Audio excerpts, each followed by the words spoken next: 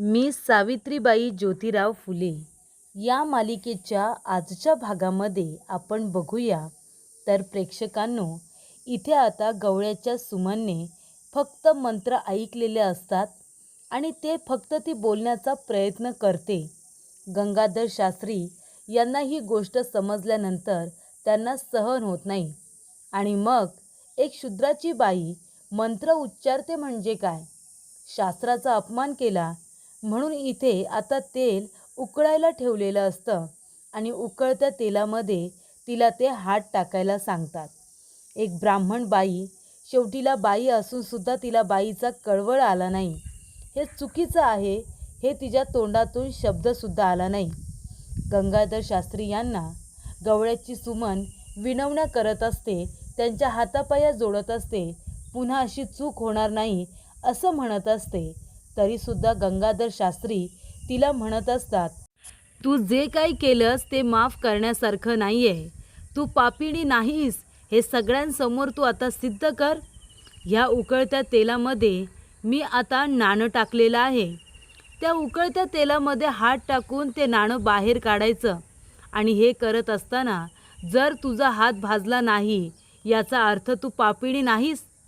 धर्मशास्त्रानुसार तुला शिक्षा होणार नाही, पण जर या उकळत्या तेलामध्ये हात टाकल्यानंतर तुझा हात भाजला तर तू पापिणी आहेस हे सिद्ध होईल आणि मग मात्र धर्मशास्त्रानुसार तुला दिलेली ही शिक्षा असेल.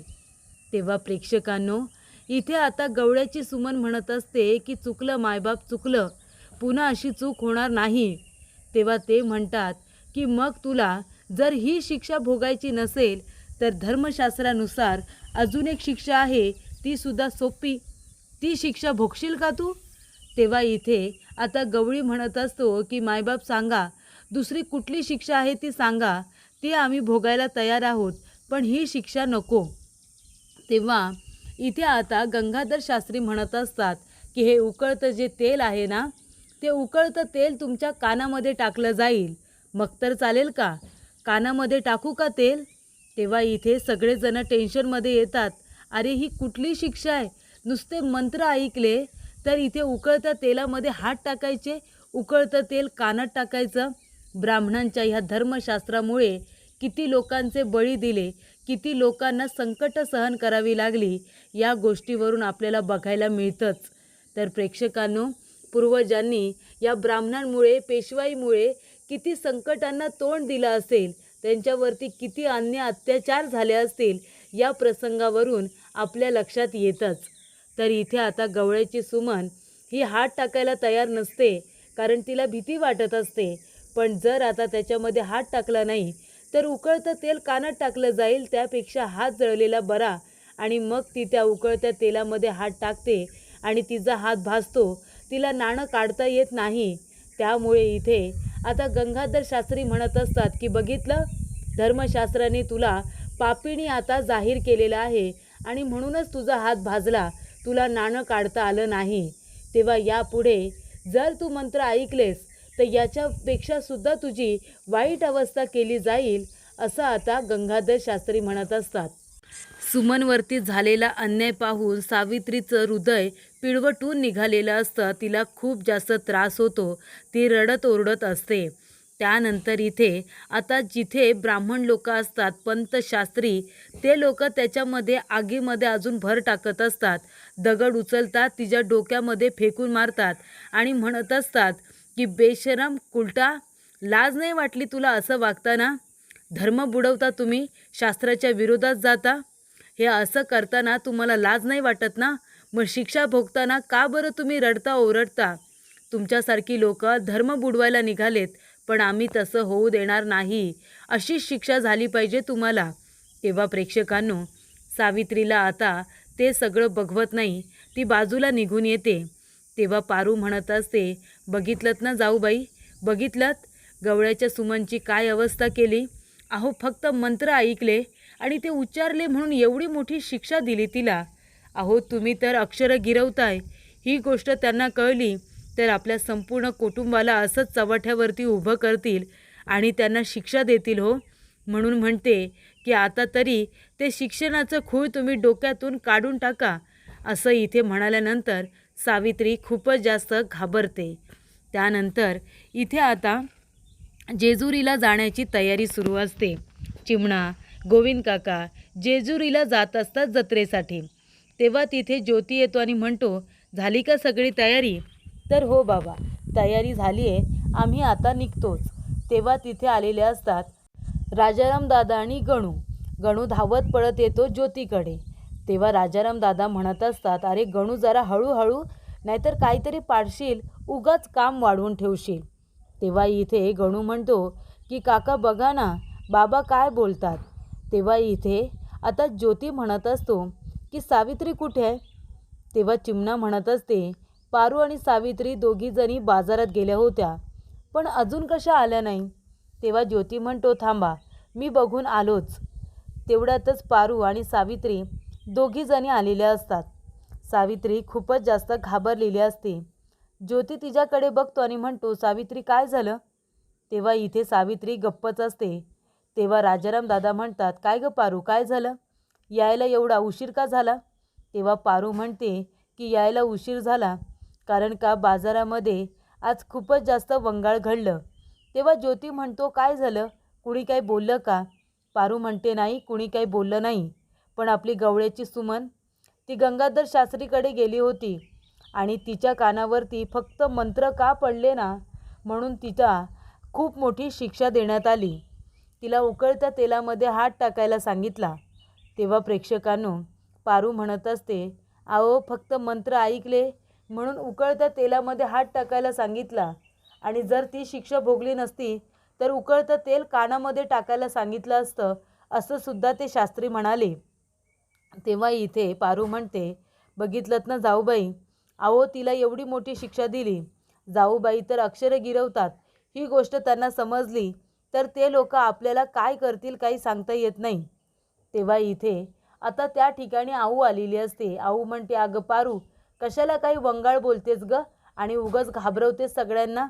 तेव्हा चिमणा म्हणते, आऊ वंगाळ कुठं, बरोबरच बोलते ना पारू. ही अक्षरं गिरवते, ही गोष्ट जर कुणाला कळली तर काय होईल? गोविंद काका म्हणतात, अगं पण चिमणा, आताच आपल्या सूनबाई नाही ना गिरवत अक्षरं, मग उगाच बोलू नका. भिंतींना सुद्धा कान असतात, कुणीतरी ऐकेल. तेव्हा इथे सावित्रीला कळतं की आपल्यामुळे जर आपल्या कुटुंबाला अशी शिक्षा भोगावी लागली तर मात्र मला सहन होणार नाही. इथे आता गवळ्याची सुमन माफी मागत असते, तरीसुद्धा तिच्यावरती कुणाला दयामाया येत नाही. आणि ही त्यांची दहशत असते, कारण एकाने हिंमत केली तर दुसरी कुणीतरी हिंमत करेल. त्यामुळे आधीच इथे सगळ्यांना पायाखालती ठेवलं तर दुसरं कुणी हिंमत करायला जाणार नाही. ही दहशत सगळ्यांमध्ये राहावी म्हणून शास्त्र करून इथे सगळ्यांना ब्राह्मण लोक घाबरवून ठेवत असतात. सावित्री रडत असते आणि तेव्हा तिथे ज्योती येतो आणि म्हणतो, सावित्री सावित्री काय झालं? तेव्हा सावित्री म्हणत असते, अहो तुम्हाला नाही माहिती गवळ्याच्या सुमनची काय अवस्था केली. बिचारी इथे रडत होती, हातापाया जोडत होती, माफी मागत होती, पण तरीसुद्धा कुणालाच तिच्यावरती दया आली नाही हो. इतकी तिथे गर्दी झाली होती, किती लोक तिथे जमले होते, पंत शास्त्री सगळे लोक तिथे होते, पण कुणाच्या तोंडातून एक शब्दसुद्धा आला नाही. तिच्या मदतीसाठी कुणी काही बोललं नाही. ती बिचारी रडत होती, कुडत होती, पण तिला शिक्षा झालीच. त्यामुळे आता बस, आता मी ठरवलं मालक, आता मी शिकणार नाही. आजपासून माझी शाळा बंद. काही झालं ना तरीसुद्धा मी शिकणार नाही आहे. तेव्हा ज्योती म्हणतो, म्हणजे तू असं का बोलतेस? घाबरलीस तू? अगं कालपर्यंत कुणालाही न घाबरणारी तू सावित्री, हे काय झालं? लहानपणी सती जाणाऱ्या मैत्रिणीला तू वाचवलं होतंस ना, ती सावित्री कुठे गेली? लढवय्या सावित्री. तेव्हा इथे सावित्री म्हणते, ती वितळली. तुमच्या या धर्मरूढींमध्ये ती सावित्री वितळून गेली. तेव्हा ज्योती म्हणतो, हे काय बोलतेस तू सावित्री? आणि शिक्षणाचं काय? तू शिकणार होतीस ना? तेव्हा सावित्री म्हणते, हो मी शिकणार होते मालक, मी तुम्हाला म्हणाले होते, तुमच्या हट्टासाठी, तुमची इच्छा म्हणून मी शिकत होते, पण आता नाही. या शिक्षणामुळे जर माझ्या कुटुंबावरती कुठलंही संकट आलं ना तर मला ते सहन होणार नाही मालक, मला माफ करा, माझ्याच्याने आता शिक्षण घेणं होणार नाही. तेव्हा इथे ज्योती सावित्रीला समजावत असतो, पण सावित्री आता ऐकायला तयार नसते. ती म्हणते की या सगळ्यामुळे मला शिक्षा झालेली चालेल, पण माझ्या कुटुंबाला माझ्यामुळे जर त्रास झाला तर मला ते सहन होणार नाही. त्यानंतर इथे सगळेजण जायला निघालेले असतात. तेव्हा ज्योती आणि सावित्री बाहेर येतात. गोविंददादा म्हणतात, ज्योती जातोय मी आता, पण हे बघ असं काहीही करू नका ज्याच्यामुळे लोक आपल्याकडे बोट दाखवतील, कळलं का ज्योती? तेव्हा इथे ज्योती म्हणतो हो. त्यानंतर चिमणा म्हणत असते, सुनबाई जाऊ ना बिनघोर, आता अक्षरं गिरवणार नाहीस ना? असं काही करू नको बाई. बघितलंस ना गवळ्याच्या सुमनचं काय झालं? अगं आपण माळी लोक, आपण फुलं वेचायची, शिक्षण भिक्षण घेऊन का आपलं पोट भरणार आहे भय? त्यामुळे आपण आपलं काम करायचं आणि आनंदाने राहायचं, असं चिमणा सांगत असते. तेव्हा राजाराम दादा म्हणतात, अगं आहे अजून किती सांगणार आहेस तिला? आपण काय महिनाभरासाठी चाललोय होय? अगं आत्ता जायचं, उद्या संध्याकाळपर्यंत परत यायचं. एक दिवसाचीच तर जत्रा आहे ना, काय सारखं आपल्याला जायचं आहे का दिवसभर तिथेच राहायचं आहे? असं आता राजाराम दादा म्हणत असतात. त्यानंतर सगळेजण जायला निघालेले असतात. तेव्हा सावित्री घरामध्ये येते आणि घरातली कामं आवरायला घेते. तेव्हा ज्योती म्हणत असतो, सावित्री ए सावित्री. सावित्री म्हणते, हे बघा आता तुम्ही काय बी बोलू नका, मला घरातली समद कामं आवरू द्या, बघा किती पसारा पडलाय ते. तेव्हा इथे आता ज्योती म्हणत असतो, सावित्री अगं कामं काय उरकत बसतेस, आता घरामध्ये कुणीच नाही आहे. अगं अभ्यास करायला याच्यापेक्षा चांगली संधी तुला मिळणार आहे का? चल हे घे, पाटी आणि पेन्सिल घे आणि अभ्यासाला सरावाला सुरुवात कर चल. तेव्हा सावित्री म्हणते, मालक मी सांगितलं ना एकदा, मी आता शिकणार नाही म्हणजे नाही, माझं ठरले म्हणजे ठरले. तेव्हा ज्योती म्हणतो, का आता माझ्या शब्दाला किंमत नाही? मी जे काही बोलतोय ते महत्त्वाचं नाही? तेव्हा सावित्री म्हणते, मी कुठे म्हणाले तुमच्या शब्दाला किंमत नाही? अहो तुमच्या शब्दाला किंमत आहे म्हणून तर मी आत्तापर्यंत शिकले ना. पण हे बघा मालक, माझ्या सासू सासऱ्यांनी जाताना मला ज्या पद्धतीने ज्या पोटतिडकीने मला सांगितलंय ना, तेव्हा त्यांचा विश्वास आता मी मोडणार नाही. हा संसार माझ्या सासू सासऱ्यांचा आहे आणि त्यांनी हा संसार संपूर्णपणे उभा केला आहे. त्यामुळे मला आता त्यांचा शब्द पाळावाच लागेल. मी त्यांच्या विरोधात जाणार नाही. तेव्हा ज्योती म्हणतो, अच्छा म्हणजे आता माझ्यापेक्षा जास्त त्यांच्या बोलण्याला किंमत आहे तर, आणि माझ्या बोलण्याला काहीच किंमत नाही. तेव्हा सावित्री म्हणते की तुमच्या बोलण्याला किंमत आहे, पण त्यांचा मान ठेवणं, त्यांची मर्जी राखणंसुद्धा माझं कर्तव्य आहे ना. आणि माझ्या सासू सासऱ्यांनी एखादी गोष्ट सांगितले तर मी त्यांचा शब्द कसा काय मोडू? त्यामुळे मी माझ्या सासू सासऱ्यांचा शब्द राखणार, त्यांच्या विरोधात मी जाणार नाही. तेव्हा ज्योती म्हणतो, अच्छा म्हणजे आता माझ्या शब्दाला काही मान उरलाच नाही आहे ना, मी जे काही बोलतो ते सगळं व्यर्थ, हो ना? तेव्हा इथे सावित्री म्हणते, असं काय बोलता तुम्ही मालक, तुमच्यासाठीच तर मी शिकत होते ना, तुम्ही जे काही बोलला ते समजा मला पटलं म्हणून तर मी शिकत होते. अहो किती काय काय केलं मी, दिवसाचा रात्र केली, रात्रीचा दिवस करून अभ्यास केला, मी स्वतःचा हात भाजून घेतला, सगळ्यांची बोलणी खाल्ली, माहेरची वाट दाखवण्यात आली, अगदी इथपर्यंत मी सराव केला. शेतामध्ये तुमच्याबरोबर आले, तिथे मातीमध्ये अक्षरं गिरवली, मळ्यामध्ये गेले, तिथे फुलांनी अभ्यास केला. अहो सगळं काही केलं ना, बाराखिडी केली, त्याचबरोबर आई काढली.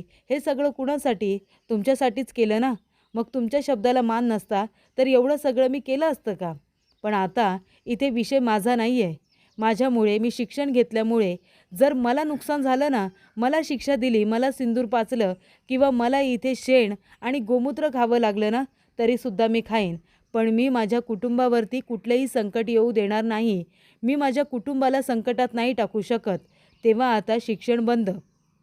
तेव्हा ज्योती म्हणतो, अच्छा म्हणजे आत्तापर्यंत हे शिक्षणाचं जे काही तू नाटक केलंस, हे सगळं तू मनापासून नव्हतंच केलंस ना, हे सगळं तू नाटकच केलं होतंच, बरोबर ना? तेव्हा इथे सावित्रीला खूपच जास्त आता त्रास होतो, तिला टेन्शन येतं ज्योतीच्या बोलण्याचं. तर प्रेक्षकांनो, पुढील भागामध्ये इथे सावित्री उठलेली नसते. ज्योती म्हणतो, सावित्री अजून उठली नाही आहे, आणि बघतो तर काय, तिला खूप जास्त ताप आलेला असतो. तेव्हा इथे ज्योती थंड पाण्याच्या पट्ट्या तिच्या डोक्यावरती ठेवत असतो आणि म्हणतो की इतक्या दिवसांमध्ये कधी मी तिच्याबरोबर वाद घातला नाही किंवा तिला लागेल असं बोललो नाही, पण काल जरा मी जास्तच इथे सावित्रीला बोललो, त्याचा कदाचित तिने स्वतःला खूप त्रास करून घेतला आहे आणि गवळ्याच्या सुमनबरोबर जे काही घडलं ते सुद्धा तिने फार मनाला लावून घेतले, म्हणूनच कदाचित तिला ताप आला असेल. तेव्हा इथे आता ज्योती सावित्रीची व्यवस्थित काळजी घेत असतो. तिने काही खाल्लेलं नसतं म्हणून तो स्वतःच्या हाताने पेज बनवतो. तेव्हा इथे सावित्री येते आणि म्हणत असते, अहो मालक काय करताय तुम्ही? तेव्हा इथे ज्योती म्हणत असतो, अगं सावित्री मी तुझ्यासाठी तांदळाची पेज बनवली आहे पेज.